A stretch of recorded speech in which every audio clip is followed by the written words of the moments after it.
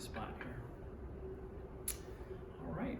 Well, we have made it to session 4, and this is the fourth and final session of this series on the Lord's Prayer. And so tonight, we just have the very end of the Lord's Prayer to look at here.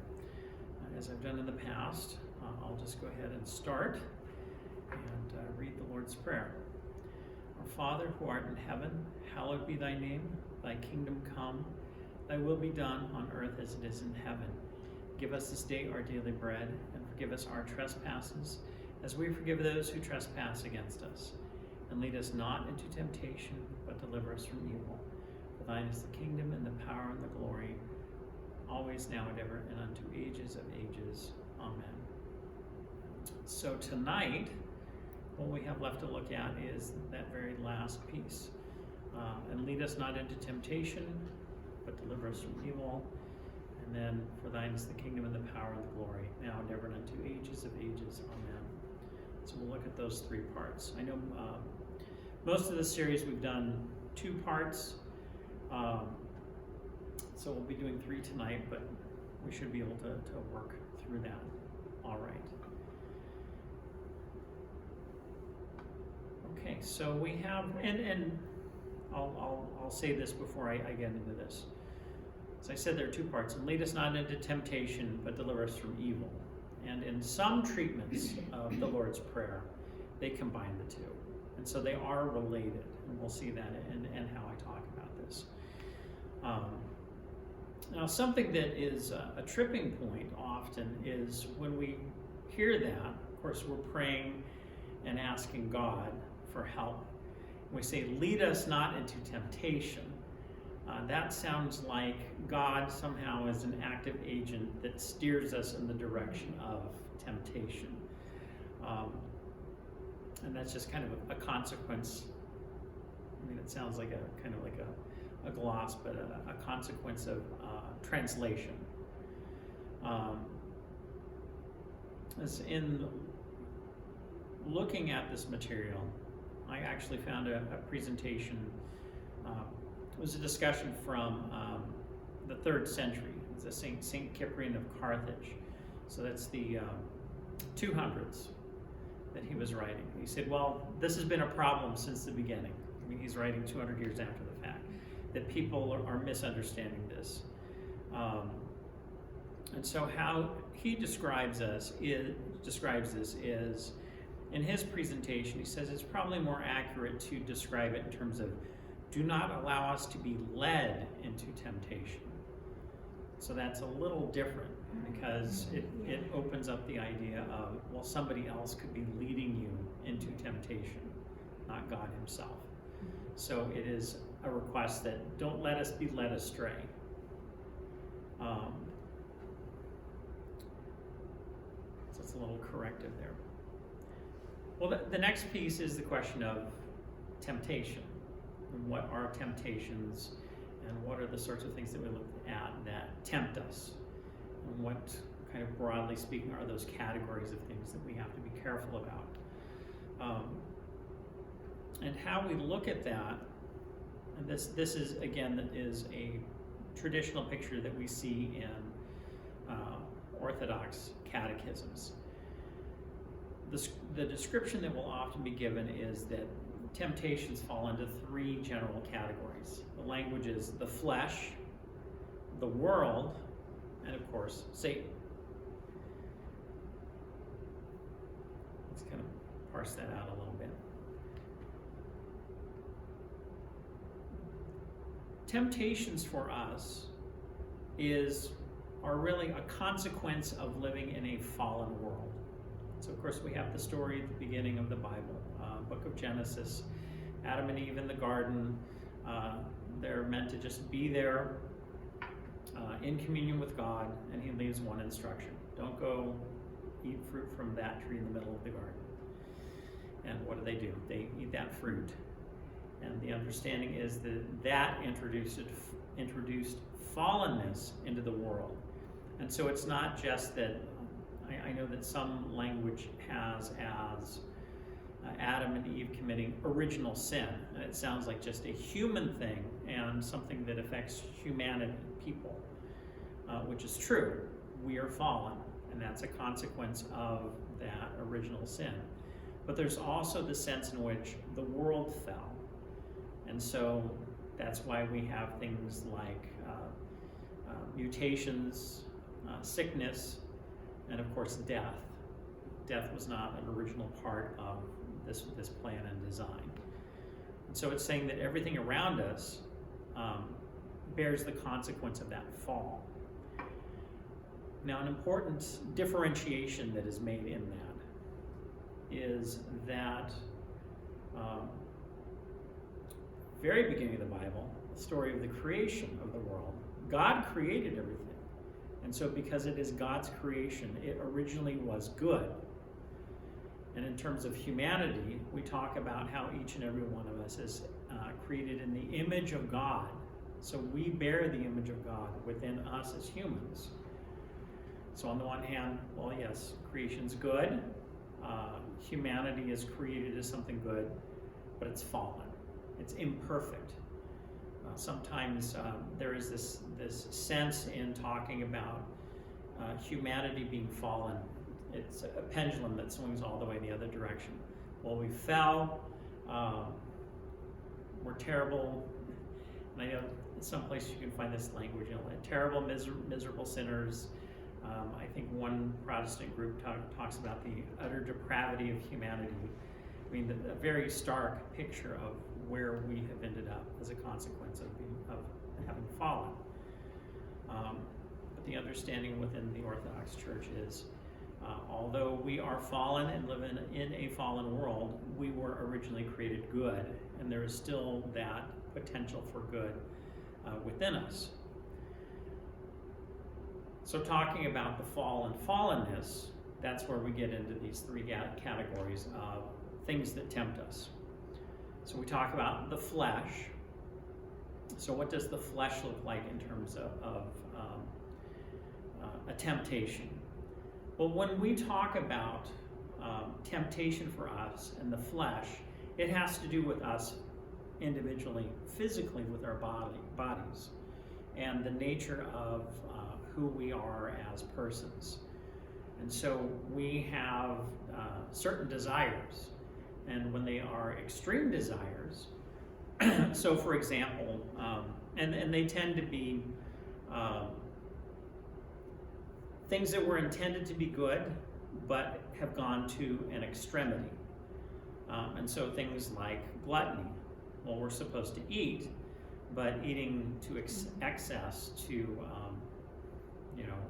over-enjoy is an extremity. And so the temptation to eat and eat and eat, that's that sense of a temptation of the flesh. A similar sort of thing that we have with sex. Of course, we were given sex as something for humanity to procreate. It's also understood that it is part of the marriage bond, so that it brings husband and wife closer to one another. But when it becomes a temptation, it's taking it to the extremity and going every which way with it. I know that probably the most contemporary thing, and I know this, speaking as a priest who hears confession and speaking as a priest who talks to other priests who hear confessions and advice that we get from our bishops, pornography is out of control in the world. And that's kind of that extremity and where people go. It's a temptation because something innate in us, an innate desire, is taken to an extreme and draws us away. Probably the last thing that occurs to me as an example here is substance abuse. A very common thing in parishes, and it's not because, well, it's just somehow the parish brings this about, but because you have people in parishes working on their spiritual lives, it's not uncommon to have parishioners who are dealing with, on some level and to some extent, a substance abuse problem. And it tends to be the traditional alcohol, for example. If we look at the examples from the Bible and wine, there is this element of, well, wine is part of, kind of along with food, something that was originally good, something that there's nothing wrong with celebration and having celebration with wine. And we see that throughout the Bible. Think of Jesus Christ's first miracle. It's the wedding at Cana, where they ran out of wine. And it's like, well, we ran out of wine. What do we do? And Jesus says, well, bring me this water. And he turns it into wine because it's part of this wedding celebration. It's not, well, let's make, it's not as if he's saying, well, let's just keep bringing the water and I'll keep making the wine and we'll just kind of see how far we can take this. That's the extremity. So in terms of temptations of the flesh, you see those examples, they have to do with our physical self and things that come from within us. So internal temptations. The second category talks about the world. As I said, the world is fallen. And our temptation with the world has to do with us interacting with the world and the things that come along with that can be problematic. And so we see things, we go places, we interact with people, and because there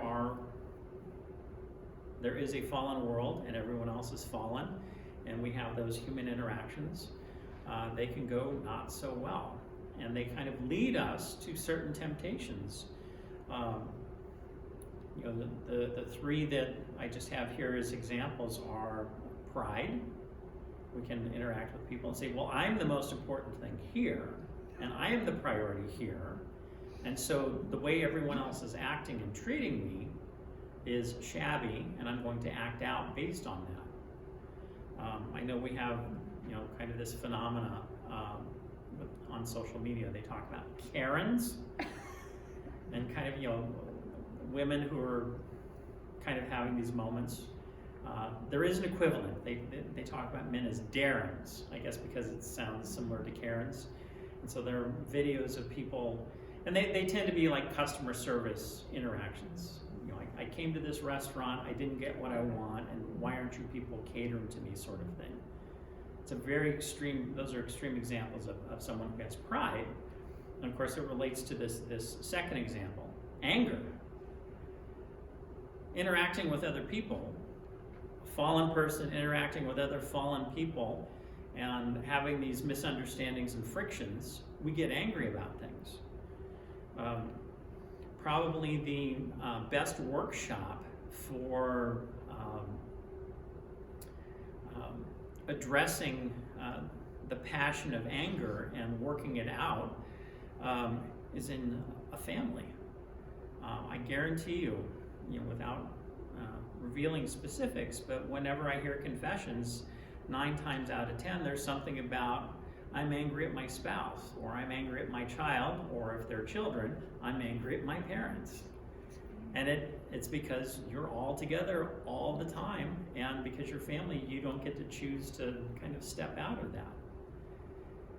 But those things come about because you are together, and it's not just you, but there are people around you. The last one that occurs to me is this idea, covetousness. I want that thing. It's kind of a variation on pride. I'm important enough that I want that thing. I deserve that thing. And this is where we can talk about advertising and advertisers. They're just like, you deserve this. And you get this message in your head. I deserve this. And it can become this thing of, I may already have 20 of these sorts of things, but I want that one because it's a different color, different shape, prettier, nicer, more expensive. So again, it's being tempted to do these things exterior to us. Okay, the third category, Satan. In describing the world we live in, this goes back to the public lecture series that I did back in the spring on the Nicene Creed, where it talks about the basic foundation of what our faith is. In the beginning of that says, I believe in one God. I hope I don't go blank on this because I'm staying. I believe in one God, the Father Almighty, creator of heaven and earth, and of all things visible and invisible. And so I'm talking about creation. Part of what we understand in that is that there is a physical realm, the sorts of things that we see that God created, but there's also a spiritual realm that we don't see, and that there are creations and creatures within both realms. So part of what we talk about, and this is a little bit timely for today, today is the feast of the archangels. And so we, every November 8th, we celebrate the archangels. So, Michael, Gabriel, Raphael. The practice of our parish is when we have a feast like that, we do a liturgy the night before. So last night I was here doing a liturgy about the archangels. And so within the category of angels, who are spiritual beings created by God, we have fallen angels. And chief among them, of course, is Satan. And just given kind of how this story plays out, and for the lack of a better word, the cast of characters involved, Satan is basically being allowed to function within this fallen world. And so the nature of his temptation is that he or his minions, other demons, are the ones that come and whisper in your ear. And usually it's whispering to do things in these first two categories. Go ahead, have a second helping of that dessert. It's not a big deal. You deserve it. Well, that so-and-so, that person said that thing to you for the 100th time, and you've had it. Tell him what you think of him. Don't hold back. It'll feel good. You'll make your point. That's the little voice that we hear.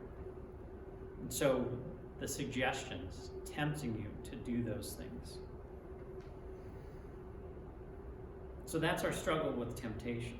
So when we say, lead us not into temptation, or, as St. Cyprian puts it, do not allow us to be led into temptation, we can be aware of those places where temptations occur, but we can ask for God's help. Please don't let me go down that path, whatever the path may be. And of course, the fundamental, crucial part of living as an Orthodox Christian in the life of the church is being equipped and supported to not go down those roads and go down virtuous roads. So, sometimes you'll hear the conversation about vice and virtue. So something like gluttony as a vice, and then we talk about the virtue of temperance, or small appetites. And of course, one of the practices we have in the Orthodox Church is that there are certain days and seasons where we fast. And part of that is to say, I will intentionally address one thing that I know that has the potential for being a temptation, but I very much, it's a good entry-level thing that I can address here, because I can pick what food I eat, because everyone else in the church on the same day or season is picking the same sort of food. And you can get control in that respect. So this petition, lead us not into temptation, is our petition to God that he protect us from going down these potential paths and not succumbing to them. So in a sense, it's a petition for prevention. I want to be prevented from going in these directions that aren't good for me. Don't let me venture down these paths. So, let's lead us not into temptation. You know, hydrate a little. Questions or comments? I'll entertain them.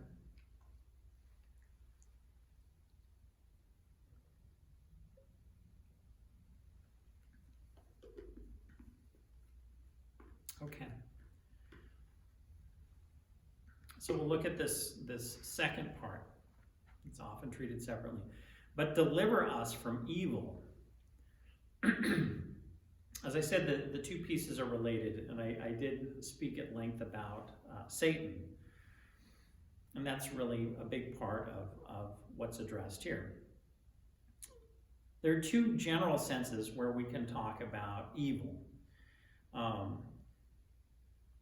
The most common English translations for the Lord's Prayer do phrase it this way, but deliver us from evil. But if we look in the original language, first century Greek, it's deliver us from the evil one. Yeah. It's much more, it's specific noun, person. Yeah. So there are those two senses. So looking at the original text in Greek, the evil one, it's highlighting what I said about evil. A common pitfall when we talk about things about our faith, some of the things that I said about angels, fallen angels, Satan, we can think of them in terms of, those are kind of stories that we told in the past, but Satan is not real. And evil is just kind of this generic force or happenstance that we encounter. And the idea and the pitfall is, that's probably one of the biggest, easiest ways to trick people. Yeah. Is if you don't believe someone's there at your ear giving you suggestions and trying to steer you in a direction, you don't have the sense that someone's trying to manipulate you. And you're just kind of going about your day and saying, I had this thought, and it's just me. So part of this deliver us from evil is asking for God's protection from real personal evil. Satan, demons, what have you there. But there is also this sense of evil in the general sense. And we can kind of write this out a little bit large. Bad things. This goes with this idea that I talked about. Fallen world, fallen nature, fallen people, fallen events. We can end up around bad people. We can end up around bad situations. We can be part of bad events. Look at the news. It's like every day when you look at the news, there are examples of bad people, bad situations, and bad events. And I know that my general response to the news is, thank God I'm not in that mess, sort of thing. But we will find ourselves in bad messes.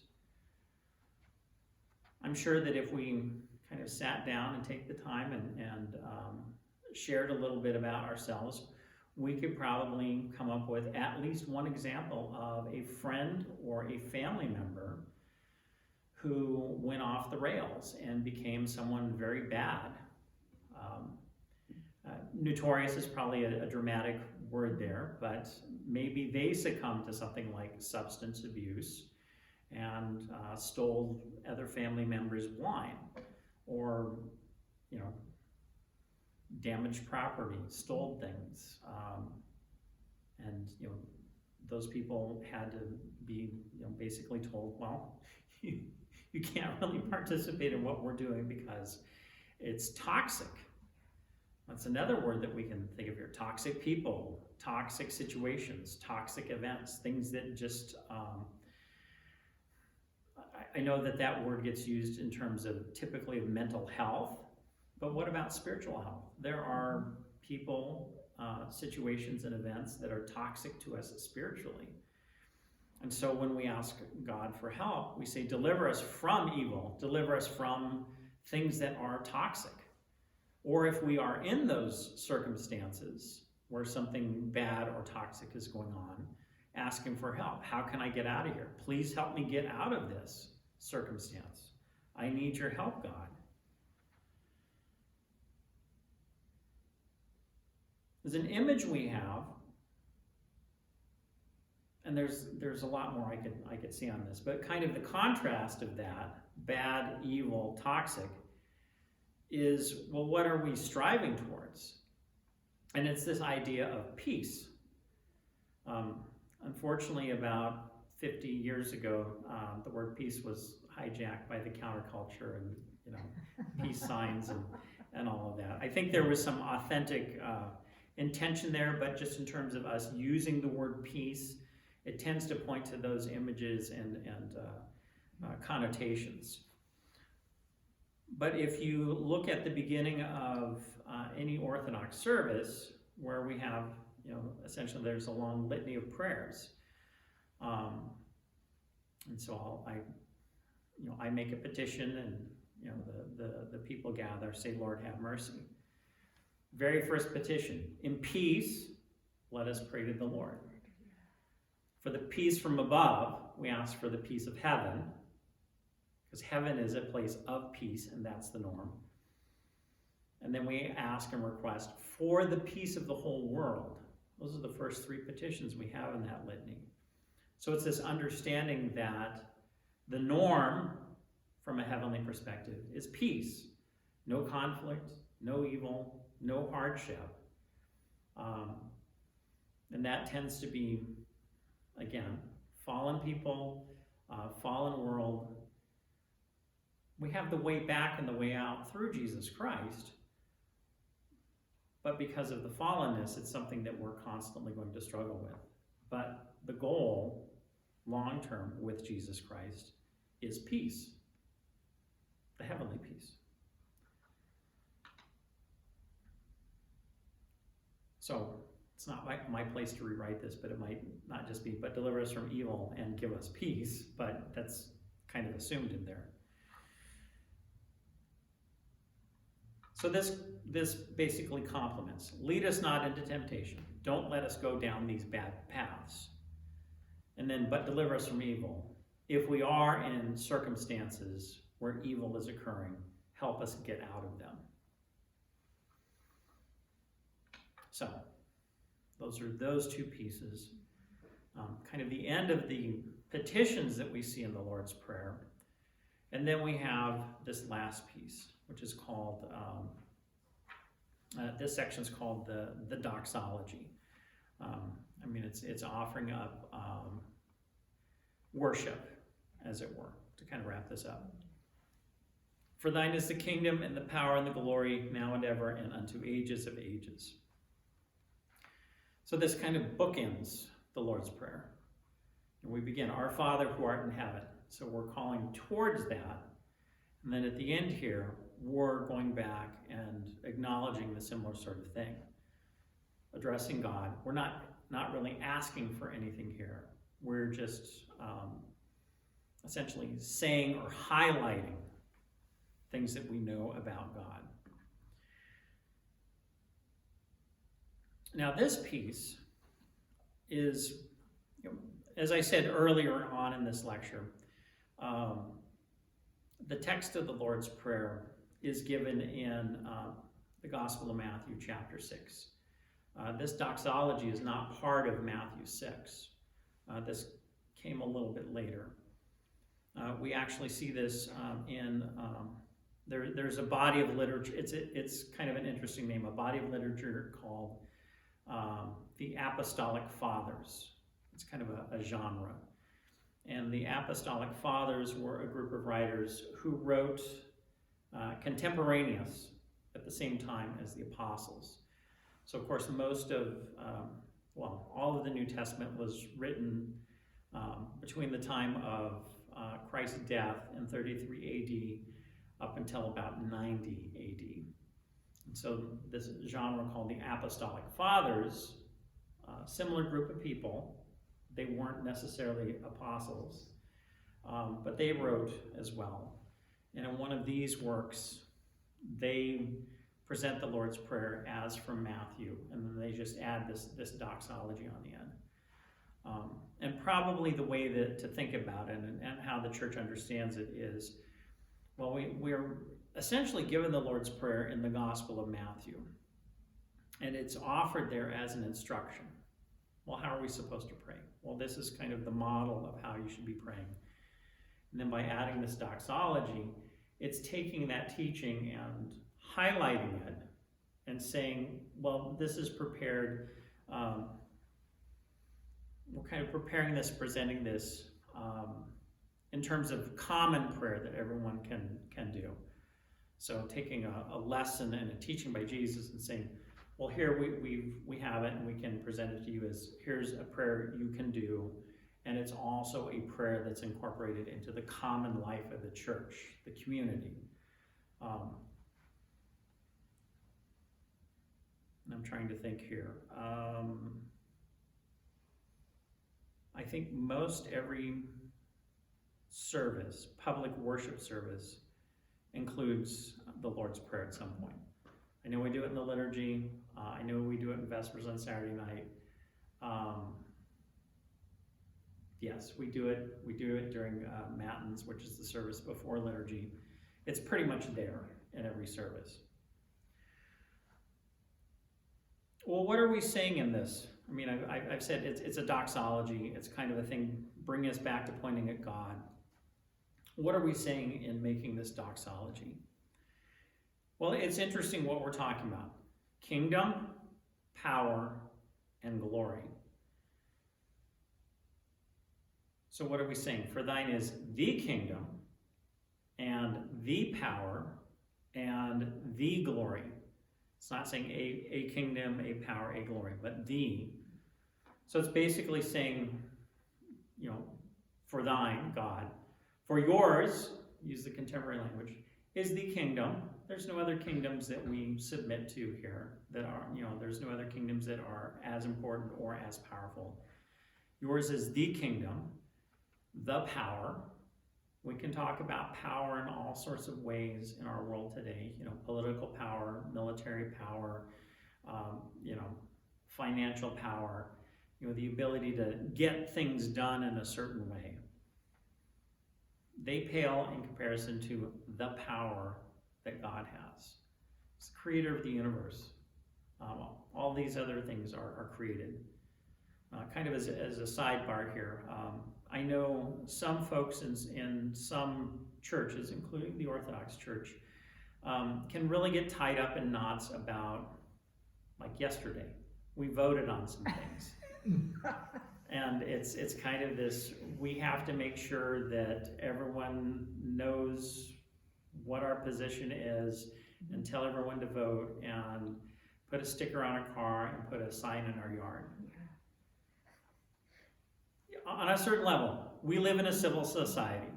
Part of why the church can exist is that we are part of a civil society. So I'm not going to poo-poo the idea of voting. But this thing about, well, this election somehow is going to make or break who we are and what we do. It hasn't yet. It's not.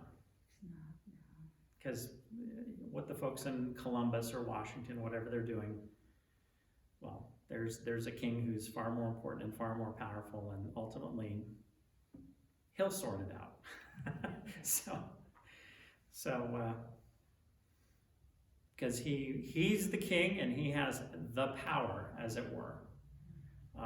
I know we don't always see it in the day-to-day and the moments that we're navigating, but in the big picture, that's the thing. It's not the end of the story. That's often what I will tell people when they get fixated on a current event. Say, well, yeah, that might be pretty terrible. That might bother you a great deal, but it's not the end of the story. Kingdom power. God has that. Then this last idea, glory. I know we can get caught up in this thing of just saying the word glory. Oh, the glory of God. God's glorious. And not really parse through what are we meaning when we talk about glory. I guess some synonyms, sort of equivalent words that might help us, is saying in terms of being held in high honor, recognizing the greatness of, recognizing the importance of.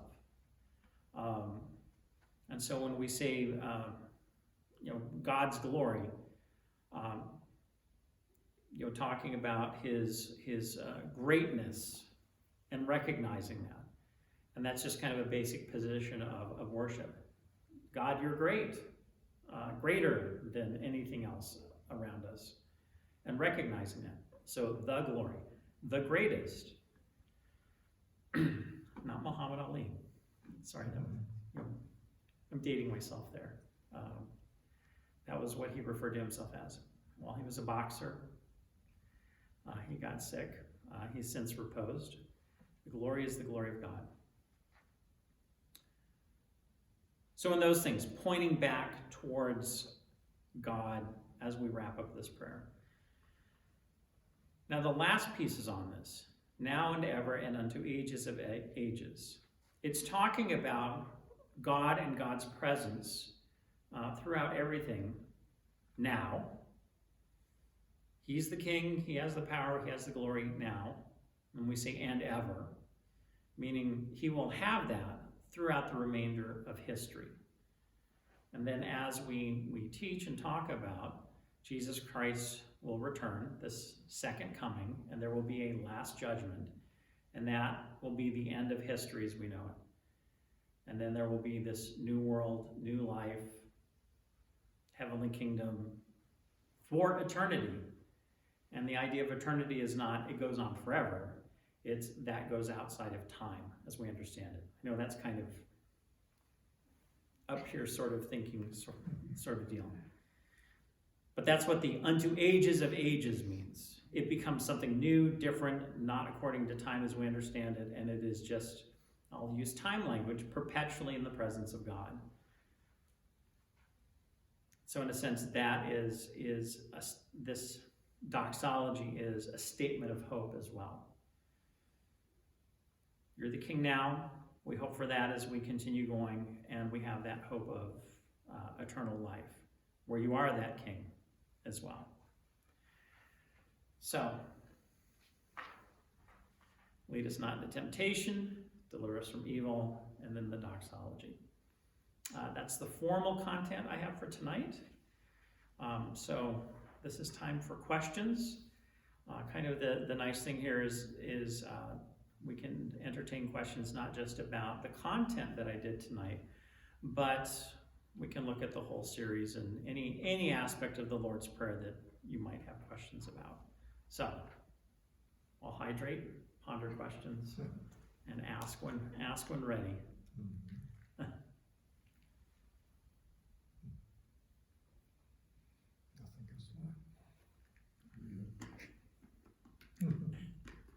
All has been revealed. Yeah. Explained everything well. Well, thank you. How about towards the back of the room?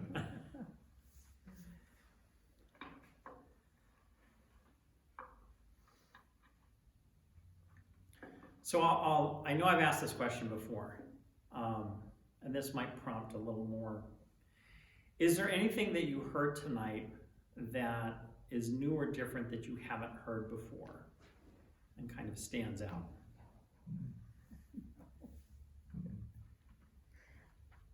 Unfortunately, no. Been around the block. Well, that's okay. That's okay. I was actually kind of excited when I got towards the end of this. I did use. I'll talk a little bit about preparing for this. Okay.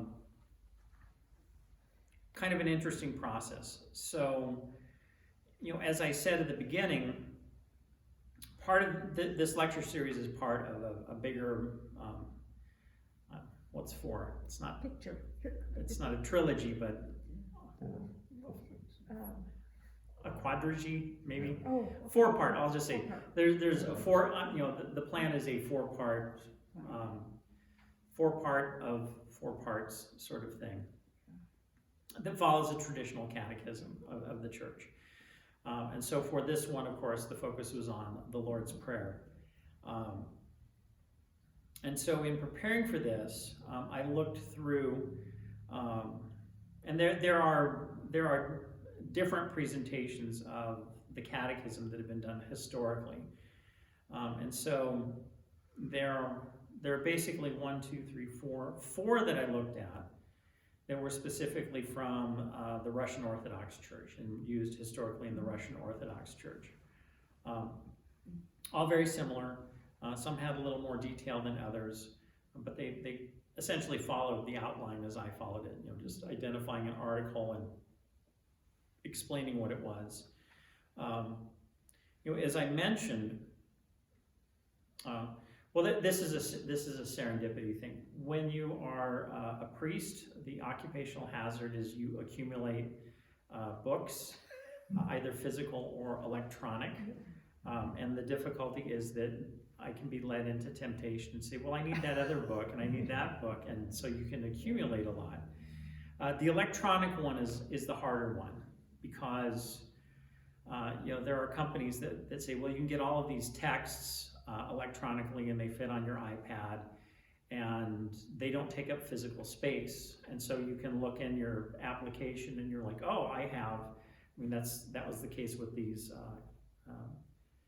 catechisms. So I said, well, I know I have one, and well, let's see what's in there, and I found 4. But another document that I looked at that was electronic is it's a collection. St. Vladimir's Seminary Press, which is one of the main publishers of Orthodox books in the U.S. They have a series called the Popular Patristic Series, where they'll take writings from different church fathers, and they're kind of these nice little, when they're in print, they're paperback. But I found that I had one of these in electronic form, specifically on the Lord's Prayer.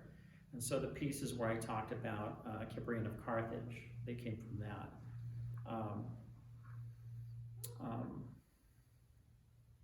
A couple of other things that I looked at. A prominent 20th century Orthodox scholar, Father Alexander Schmemann, who taught at St. Vladimir Seminary, he has a nice little book. It's called Our Father, and it's just his reflection on, it's a theological reflection on the Lord's Prayer. And so it's if you had an hour, you could sit down and read the whole thing. I did in pieces as I was preparing through this. There's also just a couple of other things here that I looked at.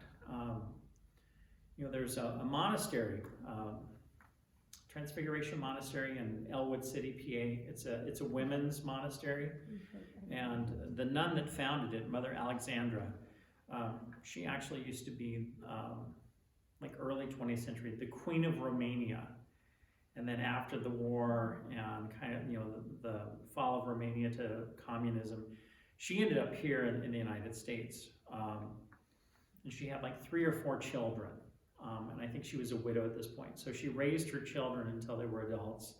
And then she said, well, I'm going to start a monastery and be a nun. And apparently this is their primary thing that they have at the monastery that they give people. Or they have a little bookstore. And it's a booklet she has on the Our Father. And it's a series of 14 prayers.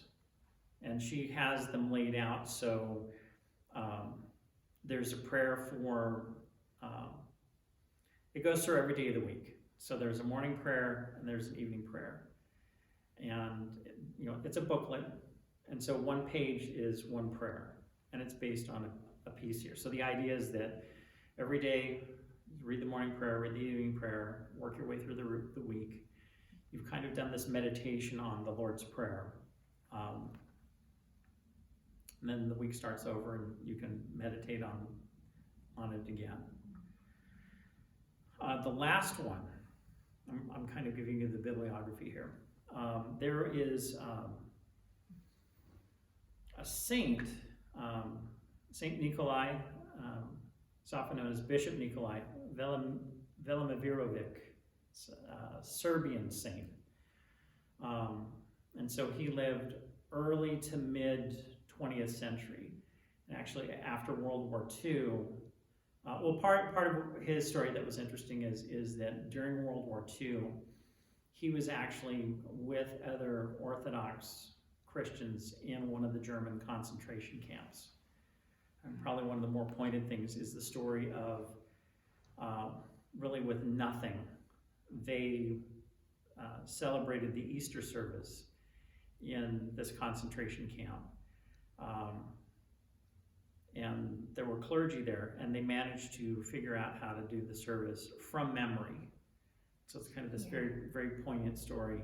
I'll find that. That's a good one to have on hand.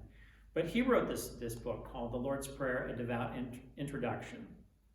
And it's similar to these other ones where they just kind of, as they were going through, him offering reflections on that. And kind of the nice thing too is there were 3 supplemental talks in the back of this book. One was on angels. That came in handy in preparing a homily for last night. And then there was one on, it's called The Mystery of Touch, and it talked about the story, the gospel story we heard on Sunday a few weeks ago about, the woman touching the hem of Jesus' garment. And so just happenstance, had these writings fed right into, other things that I was doing for the church here. And today, that's kind of the interesting thing, is finishing this up, I found other things that I still want to look at. So that's part of the rationale that I have here with the notebook. There's a lot of the notebook left, so I can go back and do more pieces here on down the road. I'll give an opportunity here. Any other questions or comments? Anything occur? All right. Well, as I said, this is part of four-part series. This is the second. So the third part, which I'll do in the new year, is on the Beatitudes. So blessed are those. There's a series of statements on that. These likewise are from the Gospel of Matthew, really adjacent to this presentation of the Lord's Prayer. And then we'll be 3/4 of the way through. And kind of the nice thing is in the spring, because our Lent and Easter is later than everyone else, I'll be able to get these this coming lecture series done before we get to Lent, and then we can focus on Lent. Yeah, that'd be good. Okay. All right.